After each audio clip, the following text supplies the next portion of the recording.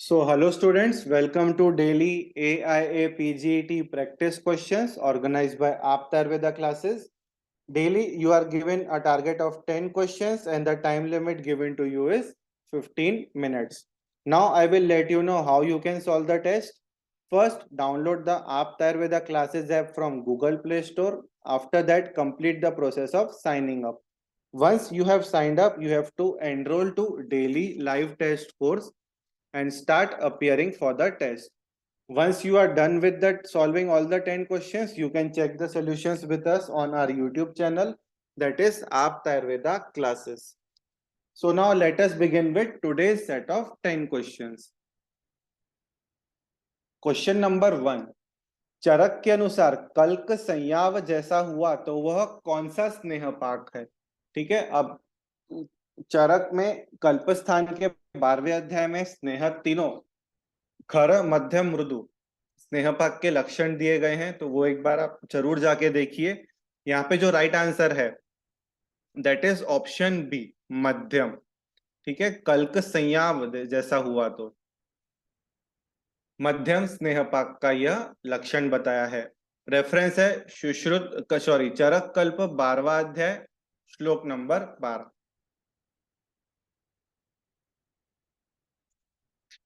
Question number 2, Sharangdhar अनुसार कुमकुम नस्य का प्रयोग कौन से शिरो रोग में करते हैं? शालक्य का ये क्वेश्चन है। ऑप्शन ए अनंतवात शंखक, बी अनंतवात अर्धावभेदक, सी इज अर्धावभेदक सूर्यावर्त एंड डी इज अर्धावभेदक शंखक।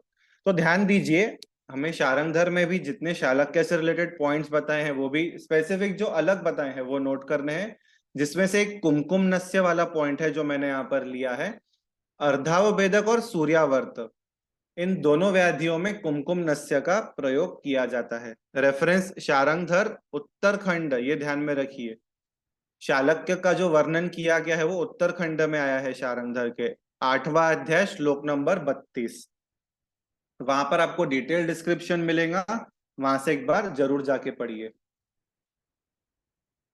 क्वेश्चन नंबर 3, नीचे दो कथन दिए गए हैं। देखिए, स्टेटमेंट वाला क्वेश्चन है ये। एआईपीजीटी में बहुत अभी क्वेश्चंस आने शुरू हुए हैं इसके, मेरे को लगता है 30% तो रीजन असर्शन और स्टेटमेंट के ऊपर क्वेश्चंस आते हैं, तो हमें उस हिसाब से प्रैक्टिस करनी है उसकी। कथन 1 देखिए, भट्टार हरिश्चंद्र अनुसार तंत्र युक्ति की संख्या 42 है। कथन 2, भाव प्रकाश अनुसार तंत्र युक्ति की संख्या 40 है। उपरोक्त कथनों के आलोक में सही विकल्प का चयन करना है। अब देखिए, यहाँ पर जो तंत्र युक्तियां बताई गई है, कौन कौन से आचार्य ने बताई है पहले तो ये मुझे बताइए। चरक ने बताई है तंत्र युक्ति, सुश्रुत ने बताई है, इसके अलावा वाग्वट ने भी संख्या बताई है, भट्टार हरिश्चंद्र और भाव प्रकाश ने भी बताई है। तो सबसे पहले यहाँ देख लेते हैं हम। भट्टार हरिश्चंद्र ने 40 संख्या 42 बताई है, तंत्र युक्ति की संख्या बिल्कुल गलत है ये। क्यों गलत है? बिकॉज भट्टार हरिश्चंद्र ने तंत्र युक्ति 40 बताई है, तो पहला स्टेटमेंट गलत हो गया। स्टेटमेंट 2 देखिए, भाव प्रकाश अनुसार तंत्र युक्ति की संख्या 40 है, ये भी गलत स्टेटमेंट है। क्यों? भाव प्रकाश ने सबसे ज्यादा 42 तंत्र युक्तियां बताई है। ठीक है, तो हमारा राइट आंसर क्या है? वही कथन गलत है, ऑप्शन बी करेक्ट है। ठीक है, और कथन 2 दोनों गलत हैं। अब ये कि चरक ने कितनी तंत्र युक्तियां मानी है। चरक और वाग्भट ने सेम बताया। कितना बताया है तंत्र युक्तियां? 36। सुश्रुत ने कितनी बताई है? सुश्रुत ने बताई है 4 कम। ठीक है, बाकी के हमने अभी देख ही लिया। तो क्या है? ऑप्शन बी, कथन 1 और कथन 2 गलत हैं। क्वेश्चन, नीचे दिए गए बंध को पहचानिए। शल्य का ये क्वेश्चन है। अब एआईपीजीटी में इमेज अभी शुरू हुए हैं, तो इट इज नॉट नेसेसरी कि सिर्फ द्रव्य के ही इमेज आपको देंगे, बट बाकी आप दे सकते हैं, शस्त्र का भी इमेज दे सकते हैं, यंत्र का भी इमेज दे सकते हैं। तो पढ़ाई उस हिसाब से करनी है अपने को। इसमें देखिए ऑप्शंस दिए हैं, एक खटवा, बी स्थगिका, सी स्वस्तिक, डी। ठीक है, चलिए अभी एक एक ऑप्शंस करें हम।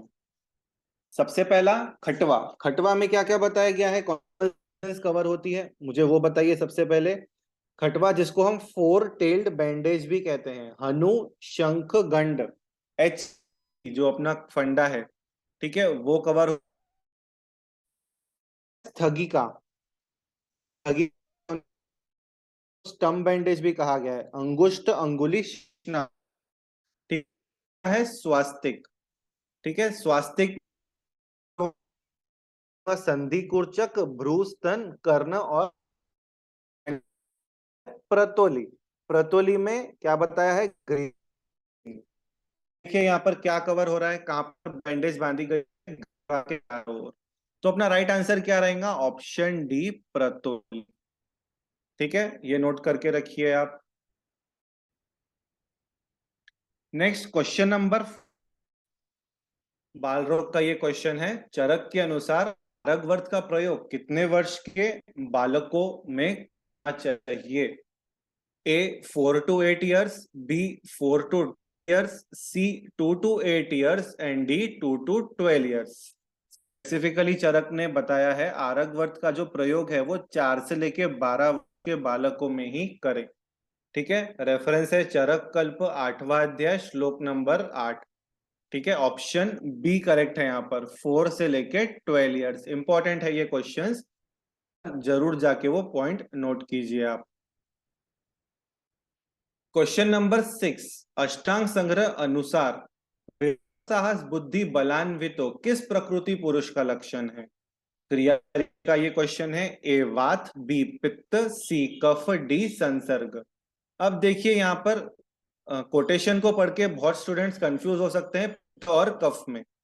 तो यहाँ ध्यान में रख लीजिए आप, विभव साहस बुद्धि बलान्वितो, बलान्वितो वर्ड सुन के ही आप कफ को टिक करोगे, बट नहीं, ये स्पेसिफिकली बताया गया है पित्त प्रकृति के बारे में। तो नोट कर लीजिए इसको, इंपॉर्टेंट है ये भी। रेफरेंस आपको मिलने वाला है अष्टांग हृदय शारीर स्थान 8वां अध्याय श्लोक। तब प्रकृति ध्यान में रखिए। क्वेश्चन नंबर 7, अष्टांग संग्रह अनुसार प्राणहर मर्म विद्ध होने पर कितने दिन पश्चात मृत्यु होती है। शारीर रचना का ये क्वेश्चन है। ए 7 दिन, बी 15 दिन, सी 21 दिन, डी 28 दिन। तो यहाँ राइट आंसर क्या है, बहुत लोगों को पता भी है इसका राइट आंसर, ऑप्शन बी 15 दिन में मृत्यु होती है कालांतर प्राणहर मर्म का विद्ध होने पर। रेफरेंस अष्टांग संग्रह शारीर स्थान 7वां अध्याय श्लोक नंबर 16। ठीक है, नोट करके रखिए, इंपॉर्टेंट है ये भी। क्वेश्चन नंबर, सुश्रुत अनुसार सूची 2 के साथ सुमेलित कर सही विकल्प का चयन कीजिए। द्रव्य गुण का ये सूची 1 में सारे गण दिए गए हैं, सूची 2 में दिए गए हैं। तो एक एक करके हम इसको सॉल्व करेंगे। सबसे पहले अर्कादी गण का क्या बताया गया है यहाँ पे गुणधर्म, अर्कादी गण का बताया है शोधन। तो यहाँ ए लिख दीजिए आप। 4 वीरत्वार्दी गण, वीरत्वार्दी गण हमने क्या बताया था कि जो वीर अश्मरी होती है, तो यहाँ बी लिखिए अश्मरी शर्कराहर। सी सालसर आदि गण, गण का हमने कैसा फंडा याद करते हैं हम इसका, कि जो लोग सालसा डांस करते हैं, सालसा डांस करने से क्या होता है, कफ और मेद जाता है ना। तो सी क्या है, कफ मेद विशोषण गण, एंड डी इज मुष्कादिगण। का शुक्र हमने याद किया था इसको, या मूषक विष के शुक्र में विष रहता है ऐसा, तो वैसे भी आप ध्यान रख सकते हैं। तो डी का क्या होगा, 1। राइट आंसर क्या है, और B3C2 and D1, option D यहाँ पर। रेफरेंस सुश्रुत सूत्र 38वें अध्याय में, जहां पर सारे गण बताए गए, गुणधर्म बताए हैं, 37 बताए हैं टोटल, 37 गणों का वर्णन आया है। तो ये ध्यान में रखिए आप, ऑप्शन डी करेक्ट है। क्वेश्चन नंबर 9, सुश्रुत अनुसार ग्राही बस्ती में कौन द्रव्यों का प्रयोग किया जाता है। पंचकर्म का ये क्वेश्चन है। ए प्रियंगवादी गण, अंबष्ठादिगण, बी काकोल्यादिगण, अंबष्ठादिगण, सी काकोल्यादिगण, न्यग्रोधादिगण एंड डी न्यग्रोधादिगण उशकादिगण। तो ये ध्यान में रखिए, प्रियंगवादिगण और अंबष्ठादिगण द्रव्यों का किया जाता है। जिन्हें नहीं पता है नोट करके रखिए। रेफरेंस सुश्रुत चिकित्सा 38th अध्याय, श्लोक number is 87। Option A is question number 10, last question of the day is Gheranda Samhita अनुसार धोती के प्रकार कितने हैं? ठीक है, A2, C4 और D5। तो ध्यान में रखिए, धोती के 4 प्रकार बताए हैं। कौन से हैं वो 4 प्रकार धोती? जिन्हें नहीं पता है वो लिख लीजिए यहाँ पर। है दंत धोती। थर्ड टाइप क्या है? हृदय धोती। द लास्ट इज मूल शोधन। तरह से 4 प्रकार बताए गए हैं घेरंड संहिता में। है ये जरूर नोट करो। धोती के अलावा जितने भी षटकर्म हैं, जैसे कि पवन बस्ती हो गया, उसके बाद अग्निसार क्रिया हो गई, ये सभी अपने को नोट करके रखना है। नेति हो गया। तो वो इंपॉर्टेंट पॉइंट्स हैं, स्वस्थ वृत्त के अंदर होते हैं। फिलहाल के लिए यहाँ पे 4 प्रकार ध्यान में रखिए: अंत धोती, दंत धोती, हृदय धोती और मूल शोधन। रेफरेंस घेरंड संहिता प्रथम उपदेश, श्लोक number is 13। So this was the last question of the day. Students, thank you for your kind attention.